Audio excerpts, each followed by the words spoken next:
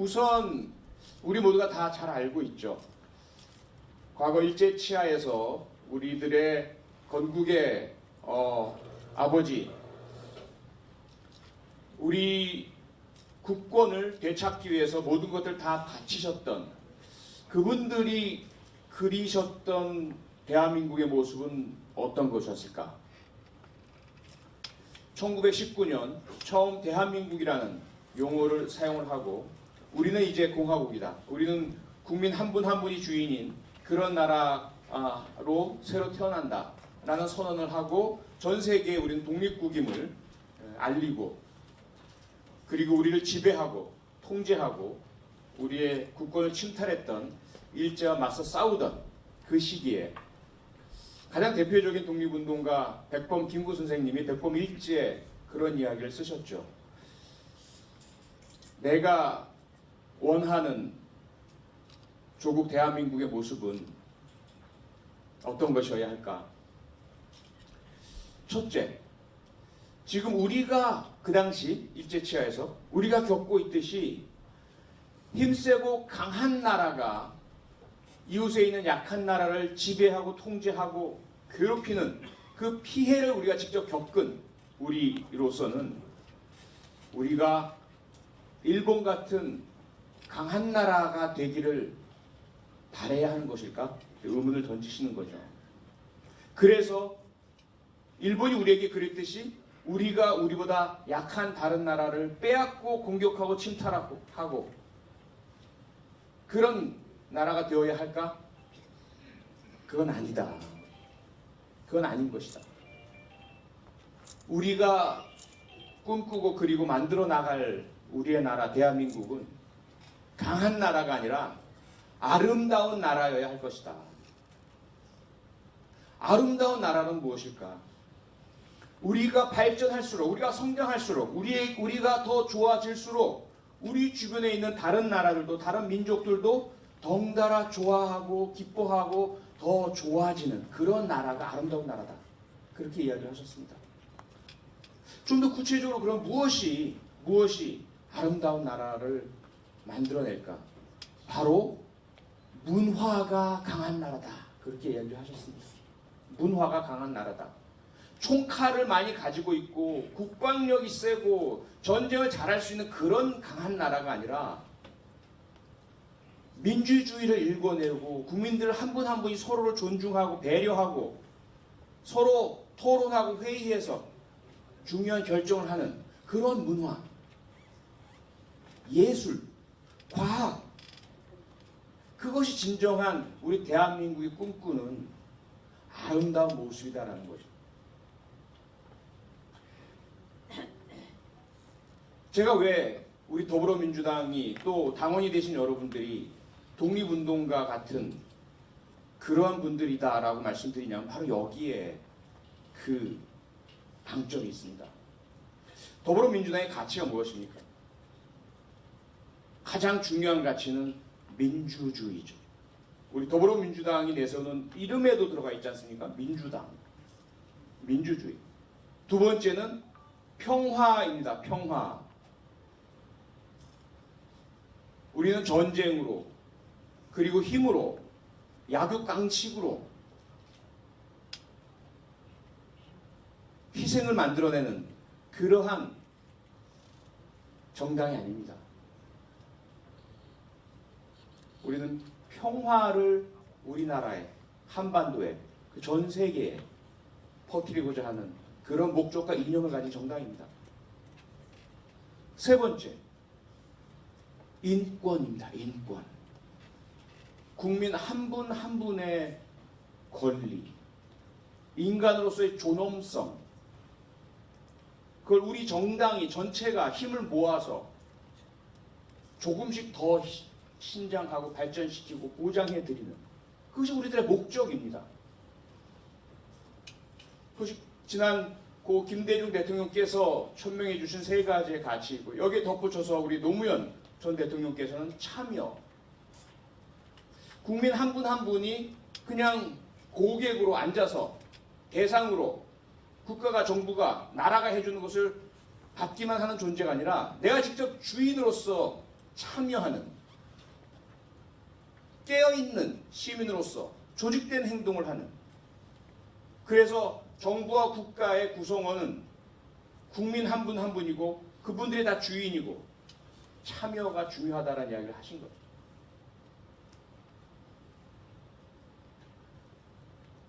지금 그래서 한번 보십시오.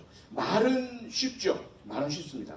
하지만 현실에서 이것을 실제로 구현해내는 과정은 결코 쉽지 않습니다. 언제나 반론이 뒤따르고 의문이 뒤따르고 긴장이 조성됩니다. 첫째, 우리의 가치인 민주주의. 얼마나 숭고합니까? 그렇죠. 예를 들어 지금 큰 논란이 되고 있는 신고리 오륙호기 원자로를 과연 계속 건설해야 할 것인가, 중단해야 할 것인가. 민주주의를 가치로 두고 있지 않는 자유한국당, 그리고 그 전신 새누리당, 민정당, 민자당, 공화당, 이런 정당들은 국민들께 묻지 않습니다. 민주주의가 그들의 가치가 아니기 때문이죠. 결정하고 밀어붙입니다. 어떤 쪽이든 간에 국가가 하는 일이니 당신들은 따르고 받아들여. 따르지 않고 받아들이지 않고 문제를 제기하면 종북이야, 반정부야, 빨갱이야, 이런 식이었죠. 정답이 있겠습니까? 탈핵, 지구 환경, 지진과 연동될 수 있는 활성 단층 위에서 원전의 위험, 그런 부분들로 인해서 과연 우리 신고리 오륙호기를 지금 더 늦기 전에 중단시키는 것이 낫지 않겠느냐라는 그런 목적과 가치가 있죠. 다른 한쪽으로는 그건 아직까지 실제로 발생하리라고 확인되지 않은 가상의 잠재적 위험 아니냐. 괜찮지 않았느냐 이제까지. 앞으로도 괜찮지 않을 것이냐. 그리고 사실상 원전이 가장 지금까지 본다면 효율적인, 적은 비용으로 가장 전기를 많이 생산해내는 그런 방식 아니냐. 더더군다나 지역 경제에 얼마나 중요한 영향을 미치느냐. 이제까지 계약이 이루어지고 일을 하고 그리고 원자력 발전소가 건설되는 그 와중에 이 지역에서 식당이나 숙소나 그렇죠? 지역 경제 활성화가 이루어지는 그 다양한 파급 효과를 생각한다면 갑자기 중단하는 것을 우리는 도저히 원치 않는다. 다 일리가 있죠. 다 중요한 가치들입니다. 문제는 민주주의란 것은 바로 그 다양한 주장과 이해관계와 갈등 속에서 힘들고 어렵지만 서로 토론하고 논의하고 의견을 주고받고 상대 입장을 존중하면서 결국은 합의를 이끌어내는 과정을 말합니다. 끝까지 내가 동의는 못하겠지만 수긍은 한다라는 그 과정까지는 가줘야 하는 것이죠. 민주주의라는 것은 그런 것입니다. 그래서 우리가 내가 소수자로서 내 목소리가 들리지 않고 왜 당신들 마음대로 해? 라고 억울할 때는 민주주의를 외치지만 반대로 우리가 다수이고 우리가 원하는 대로 하면 좋은데 왜 자꾸 몇 안 되는 사람들 그 이해관계 거기에 쩔쩔 매고 있어? 라는 생각이 들 때는 민주주의가 불편해지기 시작하는 거죠. 비용도 많이 들고. 그래서 민주주의라는 우리 정당의 가치는 숭고하며 바람직하고 시대 정신에 부합하지만 결코 쉽지 않은 구체적인 사안에 들어간다면 도전에 부닥치게 되는 그런 가치입니다. 그렇기 때문에 쉽지 않기 때문에 어렵기 때문에 그렇지만 우리가 결국 포기해서는 안 되는 가치이기 때문에 우리 더불어민주당이 중요한 것이고 더불어민주당의 당원들이 중요한 것입니다. 두 번째, 인권은 어떤가요? 내가 만약에 혹은 내 자녀가 주변 사람이 수사기관에 무리하고 잘못된 일방적인 표적 수사의 대상이 되고 있다면 당연히 내가 제일 먼저 찾는 것은 인권이죠. 국가인권위원회, 그 김대중 대통령께서 만들어 주신. 하지만 나는 그런 사건과 관련이 없고 다수에 속하는 안전한 사람인데, 어디 범죄 저지른 혐의를 가지고 있는 자가 인권을 외치면서 얼굴도 보여주지 마라 가리고, 그럴 때는 나는 화가 나는 거죠. 범죄자에게 무슨 인권이 필요해? 쉬운 문제가 아닌 겁니다. 그렇죠. 하지만 최근에 한번 보십시오. 그 인권, 힘들고 어렵게 저희 더불어민주당 혹은 그 전신이었던 민주당, 열린우리당에서 국가인권위원회를 세우고 법을 고치고 한 분 한 분의 국민들이 힘없는 소수일 때, 다수가 외면하고 알지 못할 때 국가가, 정부가 나서서 그분 한 분 한 분의 인권을 보장해주는 제도를 만들어 나오는 노력들을 해왔습니다. 그 결실을 누가 보고 있습니까? 가장 지금 인권의 혜택을 가장 많이 누리는 분은 박근혜 전 대통령입니다. 그렇지 않습니까? 그분이 거의 명백해 보이는 법적 혐의들 앞에서도 국회의 탄핵소추 절차 다 거쳐, 헌재의 탄핵 심판 거쳐, 구치소에서 특검 거쳐, 검찰의 수사를 거쳐, 네 번째 발가락이 아프다는 이유로 법정에 나가지도 않은 거예요. 인권 때문에. 그리고 수갑찬 옷을 국민들께 보여드리지 않아도 됩니다. 인권의 신장 때문입니다. 수의가 아닌 깔끔한 복장, 평상시의 복장을 입고 법정에 나올 수도 있습니다. 왜? 바로 인권이 신장되었기 때문인 거죠. 인권이란 것은 그러한 양면성을 가지고 있습니다. 내가 그 수혜자일 때는, 내가 억울한 소수자일 때는 너무도 절실한 것이지만, 내가 다수의 입장에 있을 때는 사치스러운 것으로 보이는 거죠. 비용이 많이 드는 거죠. 왜 저런 나쁜 사람한테, 왜 저런 보잘것 없는 사람한테 우리가 그 많은 비용을 드리고 그를 보호해줘야 돼. 그래서 우리 더불어민주당이 지향하고 붙들고 추진하는 이 인권이란 가치는 너무도 소중하고 쉽지 않은 그런 과제입니다. 그래서 우리 더불어민주당 당원 여러분께서 너무나 고마운 겁니다. 최근에 우리가 그런 논란을 보지 않습니까? 서울 강서구에서 자식이 장애인입니다. 어느 누가 그렇게 될지 모릅니다. 그렇죠? 예측되는 일이 아닙니다. 꼭 유전의 문제만이 아니기 때문이죠.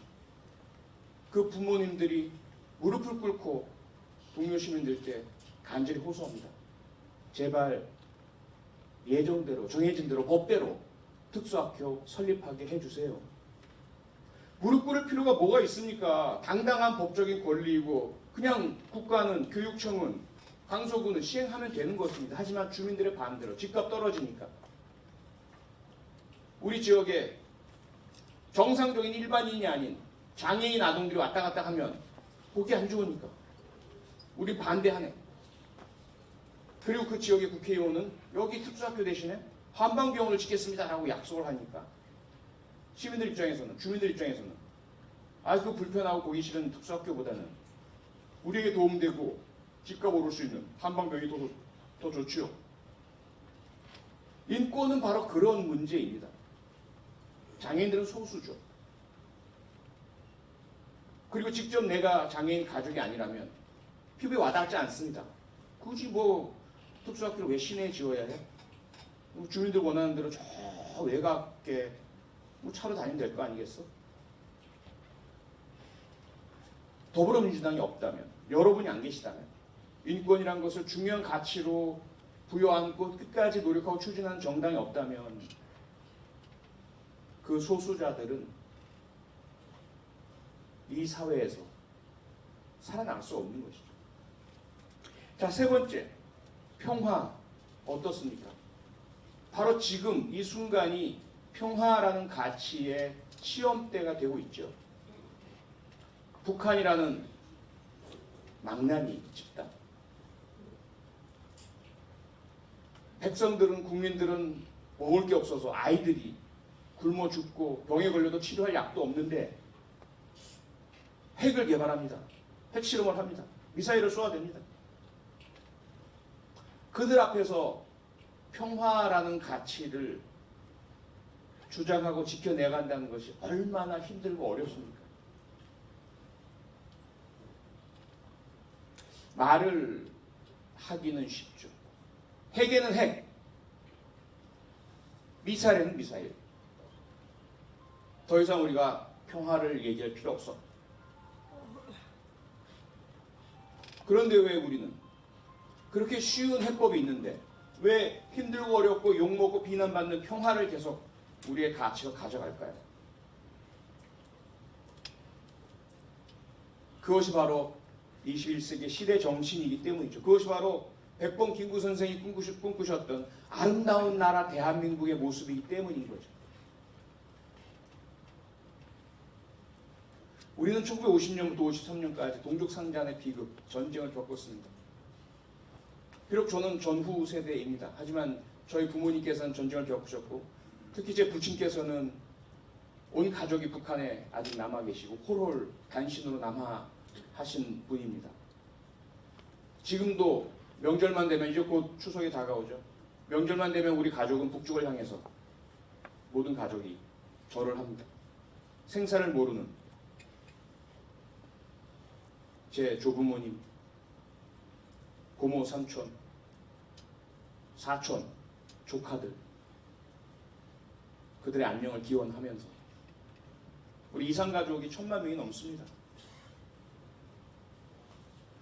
또다시 전쟁이 발생을 한다면 이제는 그때와는 또 다르죠. 핵전쟁이 발생을 한다면 우리는 더 이상 이 땅에 살 수가 없습니다. 말로는 쉽죠. 하지만 실제로 그 평화를 지키고 구현해내는 것은 결코 쉽지 않습니다. 정치는, 정당은 사회운동과 다르죠. 그래, 우리는 평화주의자니까 무기 다 버릴게. 북한 너희들 마음대로 해. 너희들이 총을 쏘면 우리 맞을게. 사회운동과 종교는 그렇게 할 수 있지만 정부는, 정당은 그렇게 할 수 없습니다. 만약의 경우를 대비한 철통 같은 안보, 철통 같은 국방, 국제적인 공조 준비하고 있어야 합니다. 하지만 그러한 대비는 평화의 유지라는 대전제 하에서 절제하면서 이루어내 가야 되는 것이죠. 가장 쉬운 예로 이웃 간에 층간소음 문제건 또는 어떤 문제건 갈등이 있습니다. 그런데 그 이웃집에서 불법 총기를 어디서 구해왔어요. 우리를 쏘겠다. 신고했습니다. 경찰이 출동했어요. 경찰이 경고를 하죠. 불법 무기를 버려라. 그 상황에서 우리가 택해야 할 방법은 무엇일까? 그 불법 총기가 우리를 향해 발사되지 않도록 최선의 노력을 다하면서 경찰과 협력하면서 대기하고 방어하고 해야 되겠죠. 만약에 우리에게도 총을 주시오. 우리도 총을 가져야만 안심하겠어. 해서 우리도 총을 가지게 된다면, 제가 30년 동안 범죄 현장에서 일을 해왔지만 그런 상황이 되었을 때는 둘 다 죽을 가능성이 대단히 높습니다. 늘 그런 일이 발생을 해왔습니다. 그래서 성질대로 하고 싶은 대로 욱하는 마음으로 강성 발언을 내뱉는 사람들은 경계해야 합니다. 평화를 지켜나가되 무책임한 평화가 아닌 책임질 수 있는, 상대의 도발을 제어할 수 있대 우리가 먼저 도발하지 않는 그 힘들고 어려운 가치를 우리는 끝까지 부여잡고 갈 것입니다. 한반도의 비핵화, 한반도의 평화, 전쟁 없는 한반도에 통일된 대한민국의 그날까지. 그걸 다 알고 오신 거 아닙니까? 더불어민주당의 가치, 더불어민주당의 그 이념에 함께 하시는 우리 당원들이 계속 늘고 있다는 것은 대한민국에 점점 더 평화가 가까이 오고 있다는 것을 이야기하는 거죠.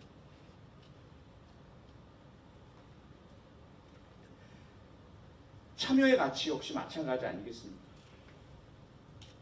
정치, 저도 사실은 정치를 시작한 지 오래되지 않았습니다. 아시다시피 2015년 12월 27일 날 처음 입당을 하면서 정치라는 걸 본격적으로 하게 되었는데요. 그 전까지 정치는 남의 일이었습니다. 내가 관여할 문제가 아니라고 생각을 했습니다. 알아서 정치인들이, 정당들이 잘해주기를 바라고, 잘못하면 난 팔짱 끼고 앉아있다가 이쪽도 욕하고 저쪽도 욕하고 그러면 됐습니다. 편했습니다. 근데 그렇게 살다 보니까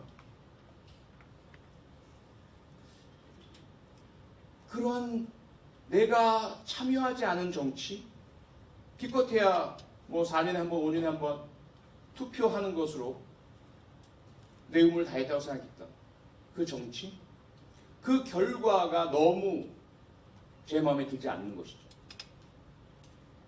그 결과가 제가 원하는 대한민국의 모습이 아닌 것이죠. 그래 놓고서 저는 욕만 하고 비난만 하고 손가락질만 하고 앉아 있었던 겁니다. 돌이켜보니 너무 부끄러웠습니다. 남의 일이 아닌데, 내 일인데, 내 아이들의 문제인데, 내가 나보다 더 사랑하는 2명의 제 자식이 앞으로 어떻게 살아갈지, 그들의 입시 제도가 어떻게 되고 경쟁의 과열로 치닫게 될지, 아니면 조금 더 인간적인 환경에서 자랄 수 있을지, 그게 다 정치로 인해서 결정되는 문제인데 왜 난 무관심했을까? 라면을 생각했을까? 참여라는 그 말과 그 가치가 얼마나 소중한지 이제 깨닫고 있습니다. 노무현 전 대통령이라는 분이 정치와 국민 사이의 벽을 허물고 권위주의라는 그 괴물을 부서뜨리고 니나 내나 우리 모두 다 똑같은 아이가, 그쵸? 뭐 잘났다고 그분께 그 검사들이 한 이야기 보십시오. 대학을 나오지 않았다는 것을 알면서 83학번인가요? 이렇게 질문을 하는 그들, 그 오만, 자신들은 당신 같은 대학도 안 나온 사람과는 다르다라는 것을 보여주는 거예요. 이제까지 대한민국은 그렇게 운영되어 왔습니다. 소수의 엘리트들에 의해서. 국회의원은 당연히 그 아버지가 국회의원이었거나 거대 자본을 가지고 있거나 또는 검판사 정도는 해야 할 수 있는 것으로 생각을 했죠. 나와는 거리가 있는, 보통 사람들과는 너무나 거리가 있는 그들만의 리그라고 생각을 해왔죠. 그걸 다 무너뜨려 준 분이 노무현 전 대통령 아닙니까? 그분이 강하게 우리에게 호소했습니다. 대한민국은, 민주주의는 깨어있는 시민, 우리 모두죠. 많이 배우고 덜 배우고 돈이 많고 적고의 문제가 아니란 겁니다. 우리 시민 한 사람 한 사람이 내 권리다, 내 자리다, 내 것이다, 나의 목소리다, 이렇게 나서 주셔야 대한민국이 제대로 우리 백범 김구 선생님이나 우리 독립의 아버지들이 꿈꾸셨던 아름다운 나라 대한민국을 만들어낼 수 있는 것이겠죠. 어제 오늘 우리들이 언론에서 접하는 참 흉측한 소식들이 많습니다. 무엇보다 저는 분개하고 분노하는 것이 일본 극우 언론들의 작태입니다. 여전히 그들은 우리를 식민지로 보고 있습니다. 깔보고 있습니다. 우리 문재인 대통령과 트럼프 미국 대통령, 아베 총리 주고받는 정상 간의 대북 대응에 대한 협조, 대한민국 청와대도 미국 백악관도 전혀 그렇지 않다고 부인하는 헛소리들을 일본 극우 언론이 마치 사실이냐 보도합니다. 그걸 또 우리 언론이 받아씁니다. 우리 대통령이 마치 트럼프 대통령에게 무시당한 듯이 아베와 트럼프 둘이서 왕따시킨 듯이 그들의 그런 보도의 이면에는 크게 두 가지의 심리가 깔려 있죠. 하나는 앞서 말씀드린 것처럼 그들은 여전히 우리를 깔봅니다. 비록 우리가 독립국으로 독자적인 주권을 가지고 있음에도 불구하고 여전히 그들은 우리 위에 존재하고 있다. 과거에 우리를 복속했던 그 정복 욕구를 그대로 가지고 있는 거예요. 두 번째 다른 심리는 이익의 문제입니다. 여전히 그들은 우리의 분단 상황, 갈등, 이를 토대로 해서 이익을 보고 있는 거죠. 군사적으로, 경제적으로, 미국과의 관계에서 그들은 전범국가이며 전 세계가 경계하는 그런 존재임에도 불구하고 북한이라는 존재가 있다는 것을 빌미로 해서 헌법을 개정하려고 합니다. 소위 말하는 평화헌법. 자기들이 만든 헌법이 아니라 국제사회가 강요한 헌법이죠. 너희들은 군대를 가질 수 없어. 너희들은 전 세계를 침략했던 범죄자야. 여전히 너희들은 보호 관찰 상태야. 다른 나라와 달라. 그런 국제사회의 요구와 압박과 규율을 슬그머니 깨트리려고 합니다. 고개를 들고 우리도 똑같은 국가요. 우리도 UN 안보리 회원국이요. 그러니 우리도 전쟁할 수 있게 해주시오. 저 북한이라는 더 위험한 존재가 있지 않소. 누가 일본보다 더 북한 가까이에서 북한을 견제할 수 있는 강대국입니까? 이런 얘기를 계속 하고 있는 거죠.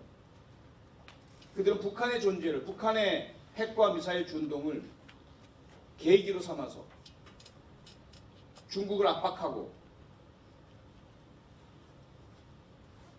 유럽과 미국, 서구 세계와의 연맹을 과시하면서 또다시 대동아 공영, 일본의 아시아 지배를 꿈꾸고 있는 그런 모양새입니다. 정신 똑바로 차려야 합니다. 그들과 연합해 있는 친일 세력들이 여전히 우리나라에서는 크게 권력과 돈을 장악하고 있습니다. 그들이 우리 더불어민주당을 끊임없이 압박합니다. 독립 세력을 자주 우리 민족의 자긍심을 북돋으려는 우리들을 이런저런 이유로 종북이네 좌빨이네 오늘 밤 11시 SBS 그것이 알고 싶다를 꼭 보십시오.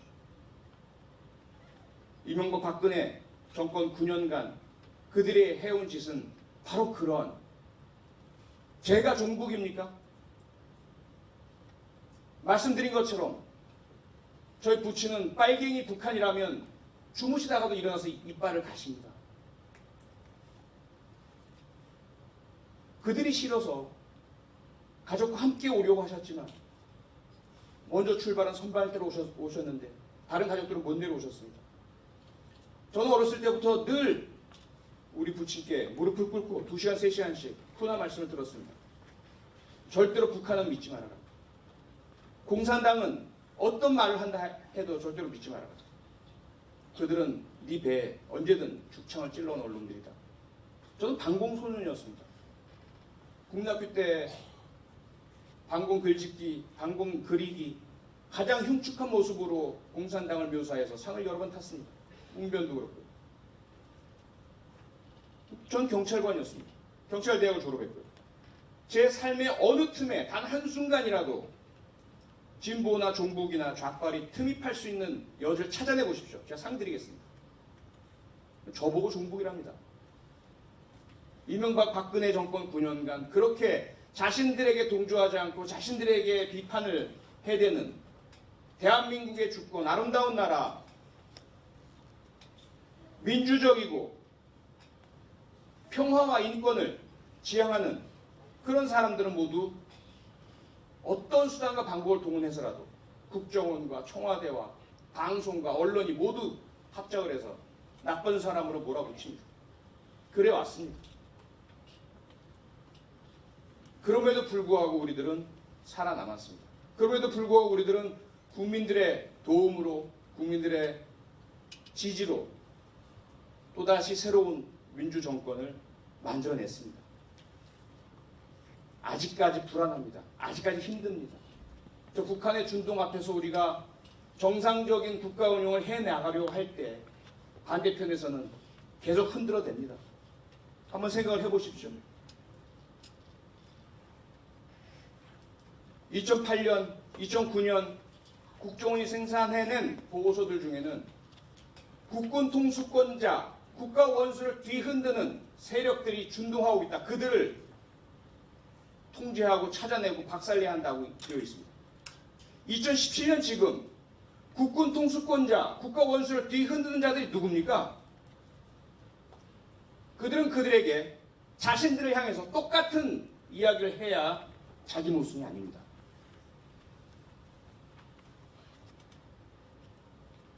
그런데 그들은 그냥 편만 바뀌면 국가 원수고 국군 통수권자고